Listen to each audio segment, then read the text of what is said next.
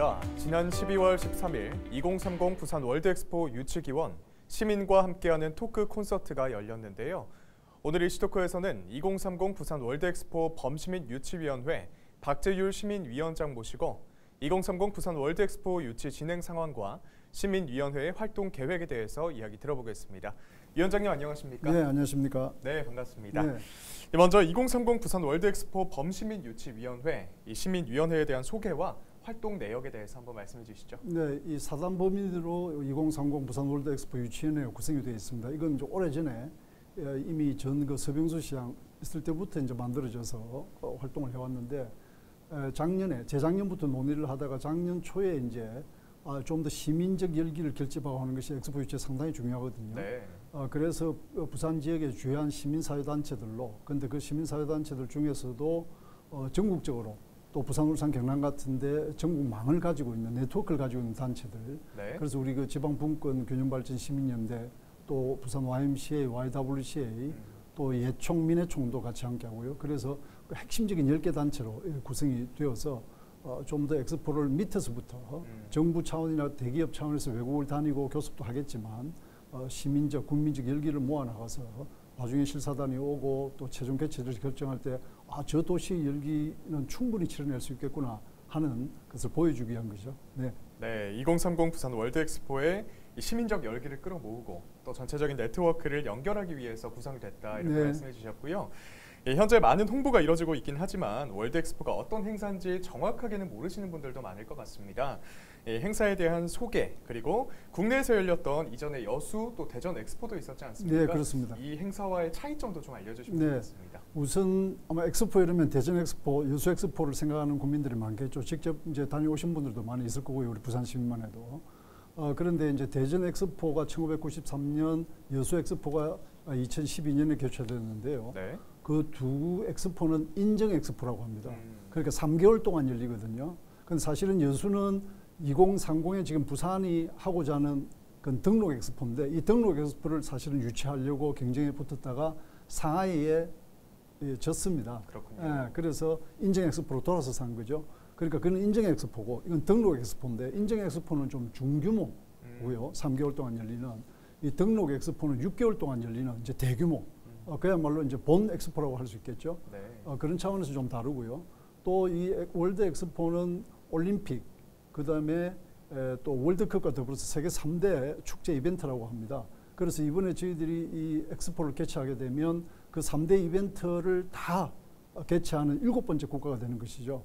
그야말로 선진국 중에도 선진국이라는 그런 국격을 획득하게 되겠죠. 네. 그리고 이건 이제 경제 문화 올림픽이라고 할 수 있습니다. 그래서 상당한 산업 생산이라든지 또 경제적인 문화적 파급력 이런 것들을 가져올 수 있는 사실은 부산 또 대한민국 전체로 봐도 상당히 선진국으로 한 단계 도약할 수 있는 그런 전환점이 될 수 있는 중요한 행사라고 볼 수 있겠죠. 네, 그렇군요.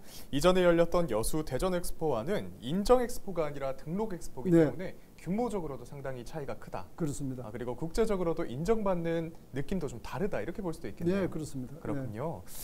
지난 12월 13일 2030 부산 월드엑스포 유치 기원 시민과 함께하는 토크 콘서트가 열렸지 않습니까?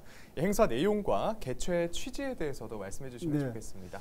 취지라고 한다면 지금 아마 부산 시민들이 물론 국민들도 그렇습니다만 특히 우리 부산 시민들은 이제 엑스포를 부산에 뭐 유치하려고 하는구나 또 2030년이라고 하는구나 하는 것에 대해서는 아마 그 인지를 하고 있는 상태일 거예요.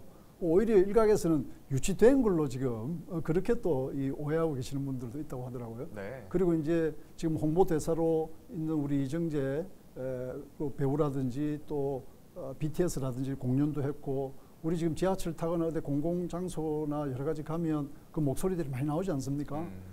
이제는 뭐 너무 많이 듣는다라고 할 정도거든요. 그런데 좀 더 생활 속에서 정말 이 엑스포하면 우리가 뭐가 달라지지, 우리의 삶이 뭐가 나아지지 이런 게 좀 있어야 되지 않겠습니까? 그래야 좀 더 마음이 움직이겠죠. 마치 정부라든지 기업의 유명한 사람들이라든지 또 셀럽들이 잔치처럼 이렇게 비춰서는 안 될 것 아니겠습니까? 네. 그런 의미에서 보면 각 구 단위로 뽑히는 리더들이 있지 않겠습니까? 뭐 주민자치위원이라든지 통장님이라든지 또 청년 지도자라든지 이런 분들과 함께 엑스포에서도 좀 더 한 걸음 더 다가가 보는 것이죠. 이게 나한테 우리한테 무슨 이익이 되며 네. 어떤 의미가 되는 것인지, 그렇게 되면 우리 후손들에게는 뭘 또 줄 수 있는 것인지, 이런 것을 좀 더 밀착적으로 하자. 일상 속에서 우리가 함께 공유하자는 차원에서 이제 하게 되었죠. 그래서 토크쇼식으로 일반 강연이 아니고 재미있게 네. 이렇게 이제 행사를 하게 되었습니다. 네, 행사의 내용과 취지에 대해서 자세하게 잘 말씀을 해주셨는데요. 말씀해주신 것처럼 이 BTS 유치기원 콘서트 그리고 관련 행사들이 여러 개가 연이어 개최되면서 이미 유치가 된 게 아니냐 이렇게 네, 생각하시는 그렇죠. 시민분들도 네, 사실 네. 많습니다. 네. 나쁘게만 볼 수는 없을 것 같아요. 물론이죠. 네, 그만큼 네. 열기가 뜨겁다는 거니까요.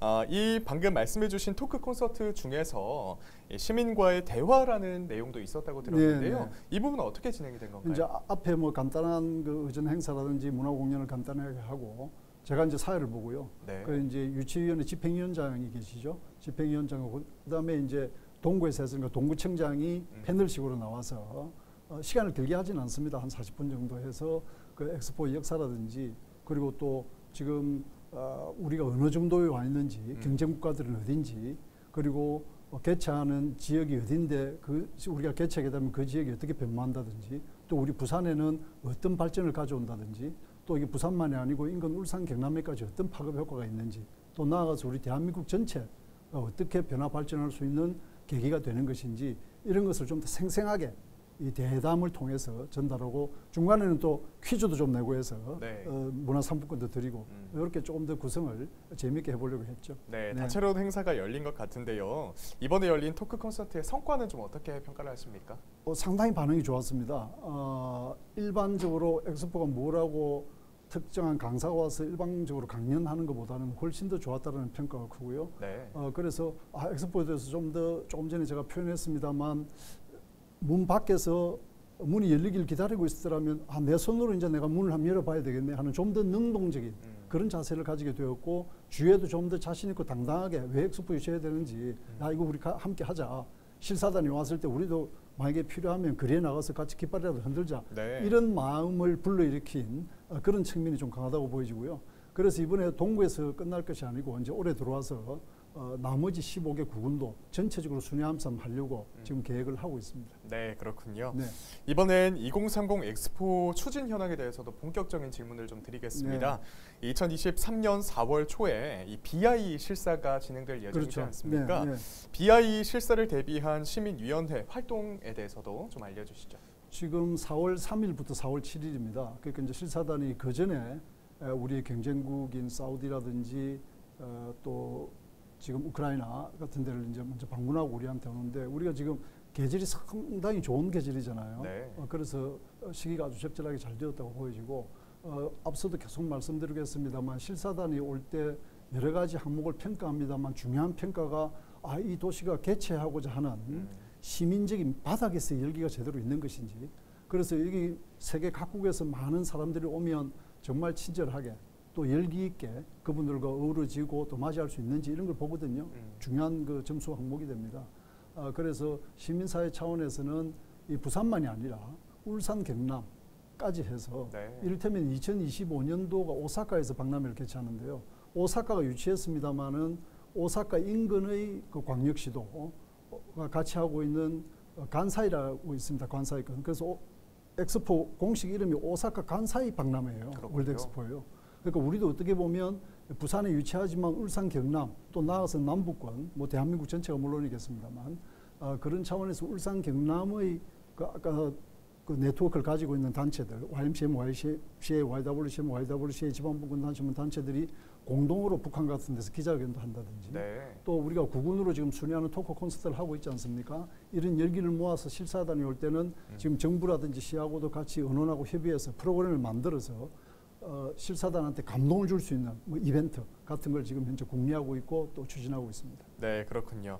이 다른 나라의 상황도 사실 궁금합니다. 네네. 특히 우리가 가장 강력한 라이벌로 보고 있는 사우디아라비아 등 경쟁 국가들의 상황도 좀 알려주시면 좋겠습니다. 지금 사우디가 우리보다 한 1년 정도 앞서서 좀 출발을 했고요. 네. 또 우리는 처음에 이제 공식적인 정부 차원에서 추진위원회도 구성하고 한 것이 전 정부였는데 또 이제 정권 교체기도 있고 정치적 일정도 좀 있었고요.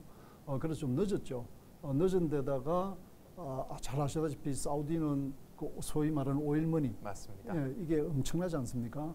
그래서 이제 이 선발 주자로서의 이걸 지금 가지고 있습니다. 그래서 현재로서 사우디가 앞서 나가는 것은 분명한데 작년부터 본격적으로 저희들이 대기업, 지금 우리 헬로비전이나 LG그룹 같은 데도 마찬가지겠죠. 그리고 우리 정부 차원 또 뭐 국회라든지 심지어 또 부산시 시의회 또 시민들이 막 움직이고 하면서 지금은 상당하게 추격을 하는, 거의 근접할 정도로 추격을 했다라고 지금 평가를 하고 있거든요. 그렇군요. 네, 그런 차원에서 보면 지금 아직 시간도 남아 있고 또 우리가 사우디는 주로 오일머니 중심으로 하는데 우리 같은 경우는 뭐 특성이 있단 말입니다. 부산의 특성이 이런 것을 잘 좀 설명해 나가면 충분히 승리할 수 있다, 이렇게 보고 있습니다. 네, 이 정부와 기업 그리고 시민단체가 한 마음으로 유치에 뛰어들면서 가장 강력한 경쟁자인 사우디아라비아를 거의 추격하고 네. 뛰어넘을 수도 있는 것 같은 그렇죠. 상황이다. 지금 뭐 대등한 수준으로 왔다고 해도 뭐 과언이 아니라고 자부하고 있습니다. 네, 너무 기대가 되는데요. 한국 그리고 부산만이 가지고 있는 강점, 차별화 포인트도 한번 알려주시죠. 네, 지금 뭐 우크라이나는 또 조금 예외를 하고요. 지금 또 전쟁 상황이고 이래서 거기에 네. 뭐 지금 저희들이 거론하는 것조차도 조금 못한 점이 있기 때문에 사우디하고 어쨌든 지금은 가장 경쟁적이라고 본다면 부산 하면 또 대한민국 하면 전 세계에서 원조를 받던 나라가 처음으로 이제는 원조를 주는 나라, 공유국이 된 거예요. 그러니까 이 현대 20세기, 21세기를 거치면서 그 가난을 벗어나고 전쟁의 공포에서부터 벗어나서 지금은 거의 세계 10대 경제 대국으로 성장한 네. 또 K-팝이라든지 여러 가지 뭐 K-드라마 이러면서 K-한류를 주도하고 있는 이런 그 역사성 같은 게 있는 것이죠. 네. 제가 조금 전에도 이야기했습니다만 이 경제 문화 올림픽이거든요. 경제적으로 단기간에 그렇게 성장하고 기술적으로도 상당히 발전해 있고 또 문화적으로도 아주 엄청나게 K-한류를 지금 가지고 있고 이런 것들이 사우디나 다른 나라가 가지고 못하고 있는 강점이고 또 우리가 지금 개최하고자 하는 북한은 부산은 바다와 산과 강을 다 끼고 있는 천혜의 자연 조건을 가지고 있지 않습니까? 네. 그래서 해상 그 도시도 지금 구축하고 있는데요. 그런 그 지리적 공간적 조건 이런 것들도 충분히 우리는 특장점과 강점을 가지고 있다라고 볼 수 있겠죠. 네, 말씀해주신 것처럼 우리나라 그리고 네. 부산만이 갖고 있는 강점이 정말 뛰어난 것 같은데요. 그럼에도 불구하고 이런 점 정도는 좀 보완해도 좋겠다라고 생각하시는 부분이 있을까요?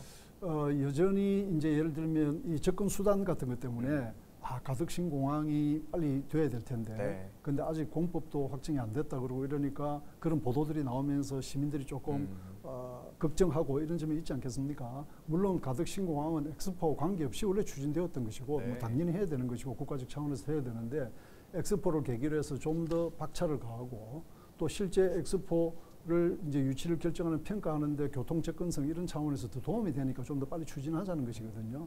이제 그런 인프라 부분, 북한 재개발의 제대로 된 건설 이런 것들이 이제 차질 없이 돼야 될 것이고요. 네. 그 다음에는 지금 현재 그 올해 6월달에 4차 프레젠테이션이 있습니다. 그리고 네. 11월달에 결정이 되거든요. 그 6월달에 4차 프레젠테이션을 하고 나면 윤곽이 상당히 잡힌다고 그래요. 그러면 사실은 한 6개월 남아 있지 않습니까? 여기에 올해 이제 예산에 국회를 통하면서 엑스포 예산이 조금 정액되기도 했는데. 모든 지금 뭐 범정부적으로 또 기업, 뭐 시민사회가 지금까지 한 노력의 2배, 3배를 더 해서 역량을 좀 집중해야 된다 이렇게 보고 있습니다. 네, 그렇군요. 네. 보완점과 함께 우리나라만의 강점도 잘 설명을 해주셨는데요. 이번에는 우리가 정말로 2030 부산 엑스포를 개최를 확정했다라고 한번 즐거운 상상을 해보도록 하겠습니다. 개최가 확정이 된다고 하면 앞으로 엄청난 파급 효과가 있을 것 같은데요. 그렇죠. 네. 특히 위원장님께서는 지방 분권 균형 발전 부산 시민연대 상임 대표시기도 하지 않습니까? 이 국가 균형 발전이라는 차원에서 봤을 때 더더욱 기대되는 효과가 있을까요? 네.